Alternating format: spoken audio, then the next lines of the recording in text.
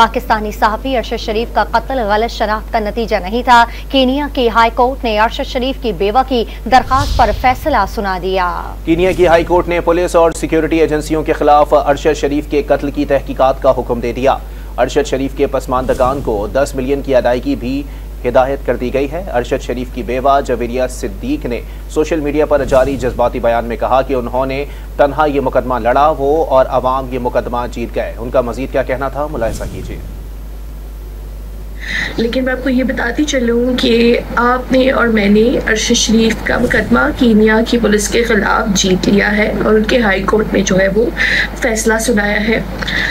میرے ساتھ کوئی بھی کھڑا نہیں تھا۔ میں نے اس چار دیواری سے جدوجہد کرنا شروع کی۔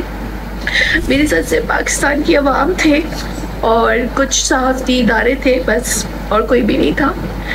تو اب سب کی یہ جو آپ ہمیں اسٹرینتھ دیتے ہیں نا اپنے اچھے کمنٹ سے، اس کا بہت شکریہ۔ مجھے پتا ہے میں ارشد کو واپس نہیں لا سکتی، لیکن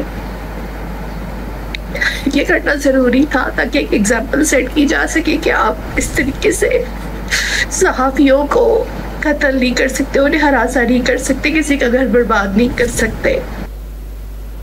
ارشد شریف کی اہلیہ جویریہ صدیق کی آپ نے گفتگو ملاحظہ کی۔ آپ کو ایک بار پھر بتاتے چلیں کہ پاکستانی صحافی ارشد شریف کا قتل غلط شناخت کا نتیجہ نہیں تھا۔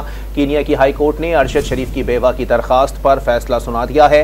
کینیا کی ہائی کورٹ نے پولیس اور سیکیورٹی ایجنسیوں کے خلاف ارشد شریف کے قتل کی تحقیقات کا حکم دے دیا ہے۔ ارشد شریف کی پسماندگان کو 10 ملین شیلنگ کی ادائیگی بھی ہدایت کر دی گئی ہے، جبکہ ارشد شریف کی بیوہ جویریہ صدیق نے سوشل میڈیا پر جاری جذباتی بیان میں کہا ہے کہ انہوں نے تنہائی میں مقدمہ لڑا اور وہ اور عوام یہ مقدمہ جیت گئے ہیں۔ پاکستانی صحافی ارشد شریف کا قتل غلط شناخت کا نتیجہ نہیں تھا۔ کینیا کی ہائی کورٹ نے ارشد شریف کی بیوہ کی درخواست پر فیصلہ سنا دیا۔